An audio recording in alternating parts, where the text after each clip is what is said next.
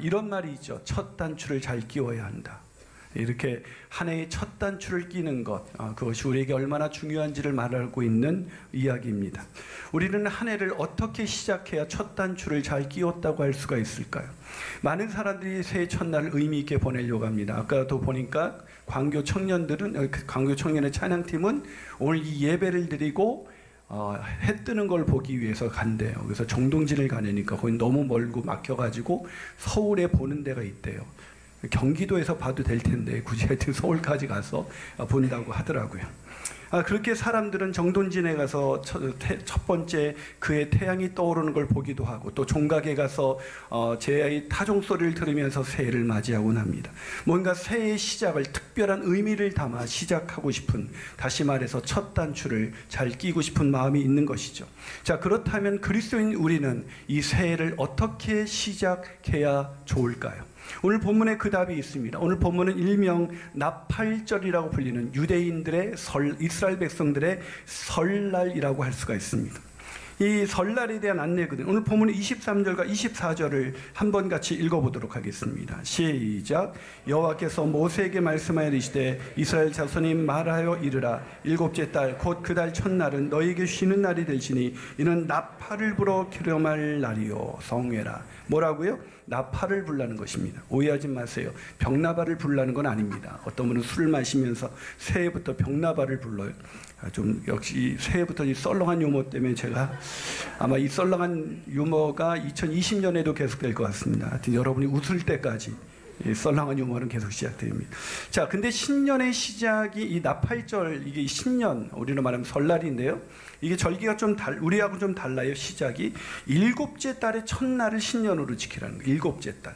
우린 첫째 달 1일을 설날로 지키는데 일곱째 달 첫날을 신년절기, 즉 나팔절로 지키라는 것입니다. 이걸 태양력으로 하면 일곱째 달, 이 사람들 태음력을 사용하기 때문에 태양력으로 치면 약 9월 말이나 10월 초가 이스라엘 사람들에게는 신년이에요. 신년. 우리하고는 좀 다르죠. 말씀드린 것처럼 태음력을 사용하기도 하는데 왜 이날이 신년이 되었냐면 하나님께서 6월절을 지키라고 하고 6월절 그 사건을 통해서 그들을 건져나신 다음에 그달 첫날을 신년으로 지키라고 말씀하셨습니다. 그러다 보니까 태음력으로 하면 일곱째 달의 첫날이 신년 첫해 설날이 된 것입니다. 하여튼 복잡하지만 우리와는 다르다, 이렇게 생각하시면 되겠습니다. 그런데 이 첫날 이들이 이렇게 어떻게 신년을 지켜야 되는가, 어떻게 나팔절을 지켜야 하는가에 대한 하나님의 이 말씀을 통해서 우리가 새해를 어떻게 보내야 될까, 어떻게 시작할까에 대한 아주 중요한 안내를 받을 수가 있다는 것입니다. 먼저 우리가 이 안내를 받기 전에 이 유대인들이 새해 첫날 이 나팔절에 하는 인사가 있습니다.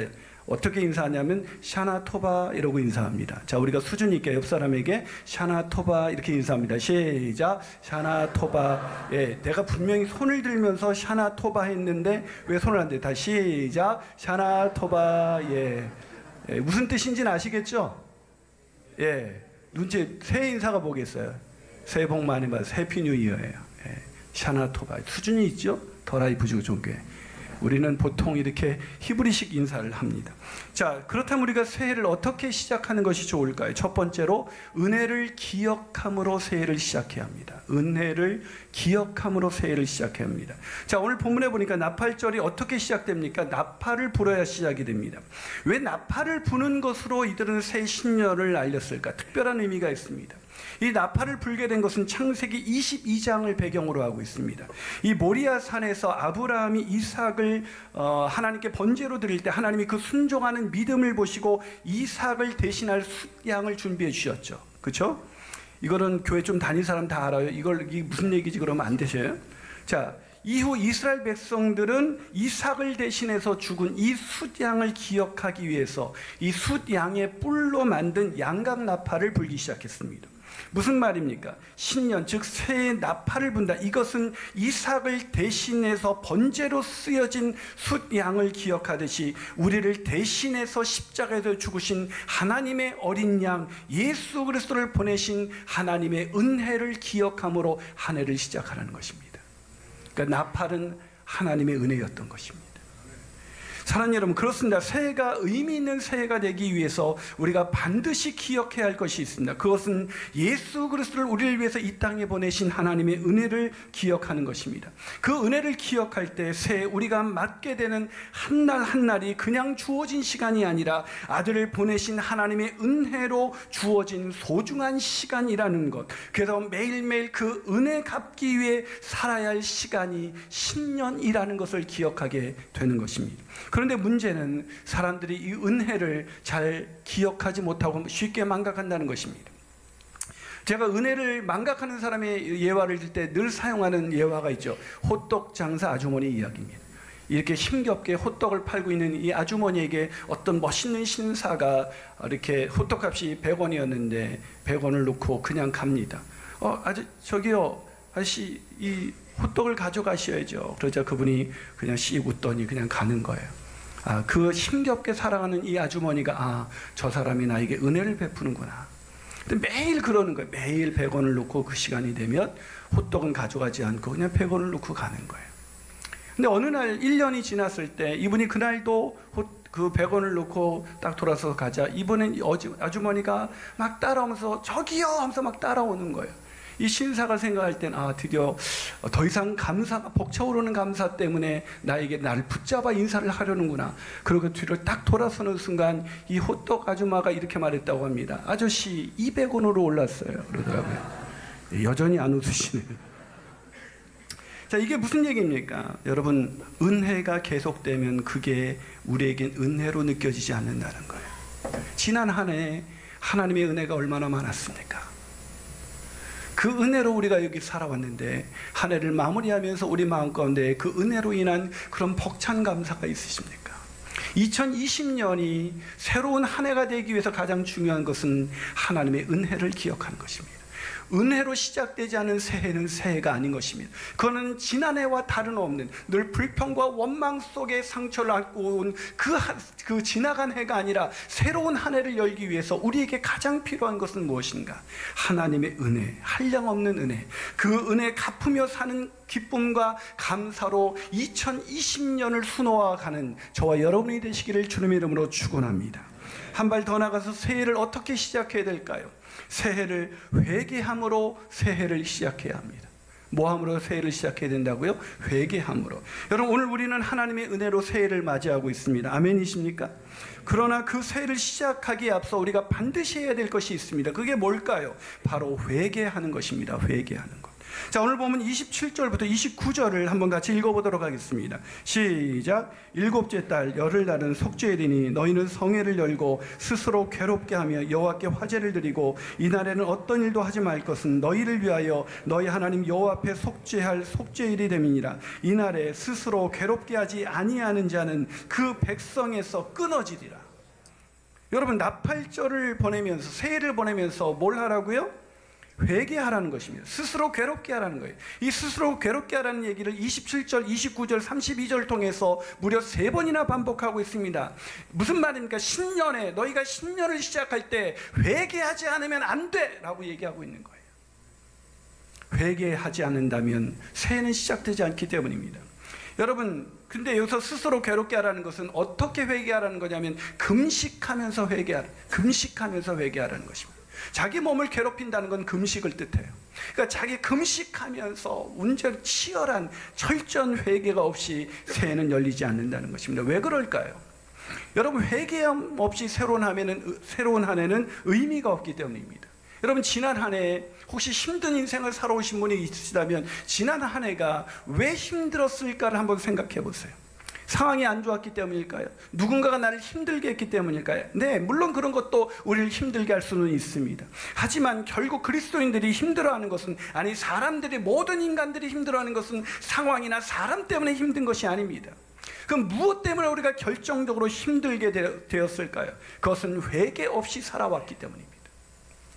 여러분, 회개하지 않으면 하나님과의 관계가 끊어집니다. 하나님과의 관계가 끊어지면 인간과의 관계도 망가집니다. 그래서 인간관계가 어려워지면 무엇을 해도 기쁘지가 않아요. 아닌가요? 자, 회개하지 않으면 하나님과의 교제가 끊어지고, 하나님과의 교제가 끊어지면 인간관계에서 문제가 생기고, 인간관계에 문제가 생기면 아무리 세상에서 잘 나가도 그 마음에 지옥을 안고 살아가는 게 그 인간이에요.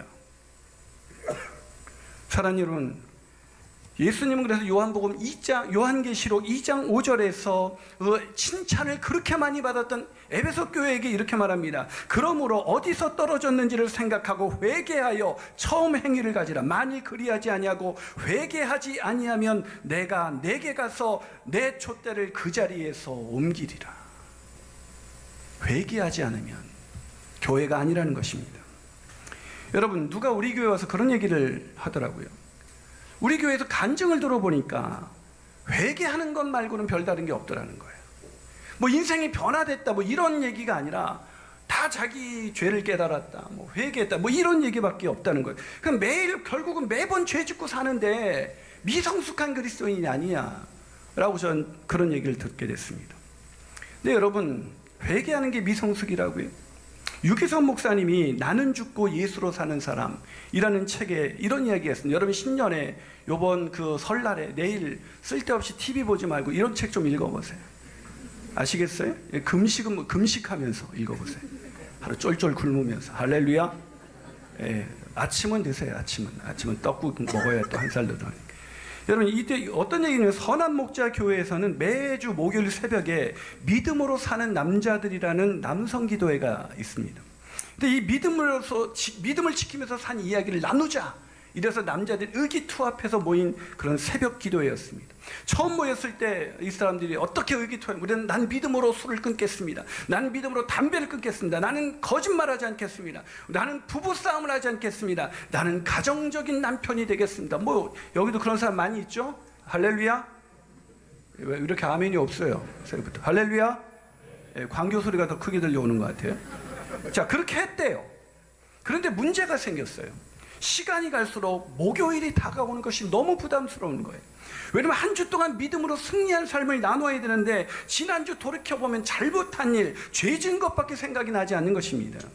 그래서 잘못하면서 산 것도 한두 번도 아니고, 뭐 한두 번은 와서 그렇게 얘기하겠지만 다음엔 잘하겠습니다 근데 또 죄 짓고, 다음엔 잘하겠습니다 근데 또 죄 짓고, 결국 목요일 날은 새벽 기도에 나오는 것이 너무 부담스러워진 거예요.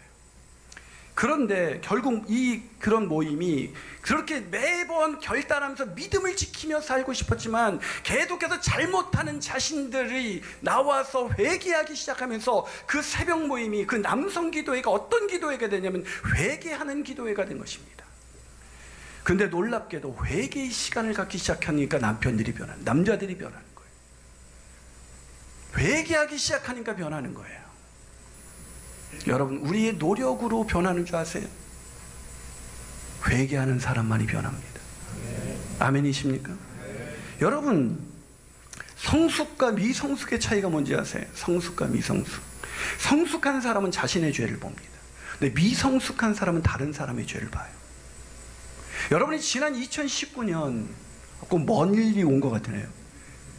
지난 2019년 예, 굉장히 멀리 온 것 같습니다. 돌아보세요. 나는 남의 죄가 많이 보였는지 내 죄가 많이 보였는지, 남에게 뭐라고 한 말이 더 많은지, 내 가슴을 치며 하나님께 회개한 시간이 더 많은지.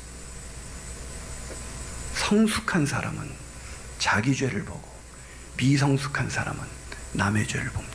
그런데 문제는 미성숙한 사람은 남의 죄를 보면서 자기는 문제가 없다고 생각해요. 안 보이는 거죠. 눈이 먼 것입니다. 왜 죄가 없겠어요? 눈이 먼 것입니다. 그래서 여러분, 우리 교회에 오는 사람들은 주일마다 뭐 해요? 뭐 안 해요? 이건 좀 답이 나와야 돼. 주일마다 뭐 하세요? 회개하잖아요. 말씀이 매번 찔리잖아요. 제가 한번 신방 갔을 때 목사님 처음에 회개가 되니까 너무 좋았는데, 매번 그러니까 내가 이것밖에 안 된, 내가 이렇게 쓰레기밖에 안 됐나, 이런 생각이 들어서 좀 화가 나더래요. 은혜가 안 되더래요. 그래서 제가 그분께 그랬어요. 내가 이것밖에 안 되는 쓰레기인가라고요? 저는 고백하건대 쓰레기 중에 쓰레기입니다. 그런 나를 구원하신 하나님의 은혜가 더 커지기만 하죠. 그게 신앙생활입니다.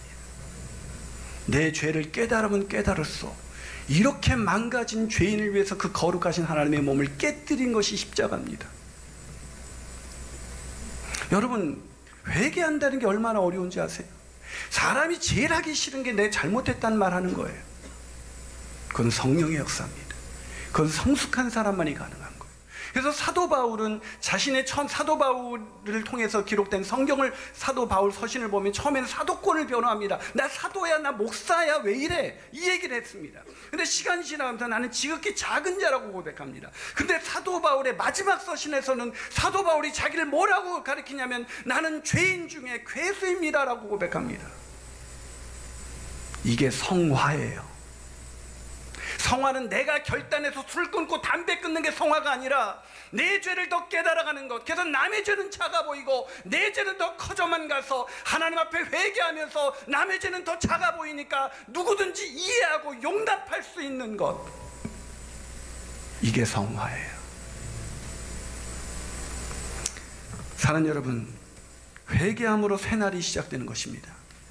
회개하는 사람만이 성숙에 이르게 되는 것입니다. 오늘 본문에 보세요. 나팔을 왜 불라고 하셨을까? 우리를 대신해서 죽으신 어린 양 예수 그리스도를 기억하기 위함이라고 그랬죠. 그러면 생각해 보세요. 하나님의 독생자 예수 그리스도께서 왜 죽으셔야 했습니까? 우리의 죄 때문이었습니다. 구제불능인 우리의 죄, 아무리 노력해도 바뀌지 않는 우리 때문에, 우리의 죄 때문에, 바로 우리 때문에, 바뀌지 않는 김 목사 때문에 십자가를 지신 것입니다.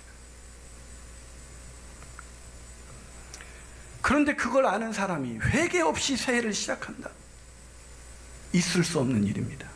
만약 회개하지 않고 새해를 시작한다면 그것은 아들을 보내신 하나님의 은혜를 저버리는 것입니다. 하나님의 은혜를 무시하는 거예요. 다시 말해서 회개하지 않고 시작하는 새해는 새해일 수가 없다는 것입니다. 그래서 10일간 이들은 나팔절을 10일간 지켰는데 10일이 절정이에요. 이 10일 날에는 대속죄일로 지키면서 그날에는 하나님의 은혜로 새해를 맞이하게 된 이스라엘 백성들이 자기를 괴롭히면서 금식하면서 나는 죄인입니다, 나는 죄인 중에 죄인입니다 라고 회개하면서 주님께 나가는 것, 이것이 나팔절 새해의 절정인 것입니다.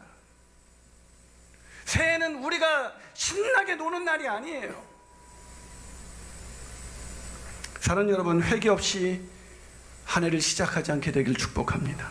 죄와 허물로 얼룩진 지난해와 다르지 않는 그런 인생을 살고 싶지 않다면 반드시 회개하셔야 됩니다. 오늘이 지나가기 전에, 아니 내일 기도하면서 이 신년, 이 첫날을 보내면서 회개하며 주님께 나가는, 회개함으로 한 해를 시작하는 저와 여러분이 되시기를 주님의 이름으로 축원합니다. 마지막으로 새해를 어떻게 시작해야 될까요? 그것은 안식함으로 새해를 시작해야 합니다. 안식함으로. 여러분, 대부분의 나라가 새해를 공휴일로 정하죠. 근데 그게 공휴일, 쉬는 거죠. 안식일, 쉬는 날입니다. 근데 그 공휴일로 지키면서도 그 사람들은 공휴일이 하나님의 명령대로 순종한다는 걸 잘 모를 거예요. 그렇죠? 여러분, 오늘 보면 32절 보세요. 자, 32절 어떻게 끝납니까? 읽어봅니다. 시작. 이는 너희가 쉴 안식일이라. 너희는 스스로 괴롭게 하고 이달 아흐렛 날 저녁, 곧 그 저녁부터 이튿날 저녁까지 안식을 지키시니라. 뭘 하라고요? 안식을 지켜라. 그래요. 여러분, 새 안식하라, 쉬라는 것이죠. 그런데 문제는 안식할 줄을 몰라요. 쉴 줄을 모른다는 것입니다. 문제는. 여러분, 쉬어도 쉬는 게 아니에요. 새 쉬고 나갔는데 직장 내 더 힘든 경험 안 해보셨습니까? 왜 그럴까요? 이 쉼이라는 것은 하나님의 은혜를 깨닫고 회개한 사람만이 쉴 수 있어요. 쉬는 여행 가고 맛집 찾아가고 그런다고 쉬는 것이 아니라 하나님의 은혜 앞에서 자기의 죄를 철저하게 회개한 사람만이 인생의 그 무거운 짐을 내려놓고 참된 쉼에 들어갈 수가 있는 것입니다. 그러게 회개 없이는 쉼이 없는 거예요. 자, 좀 더 생각해 봅시다. 안식이 무엇입니까? 먹고 마시는 날이 아니에요.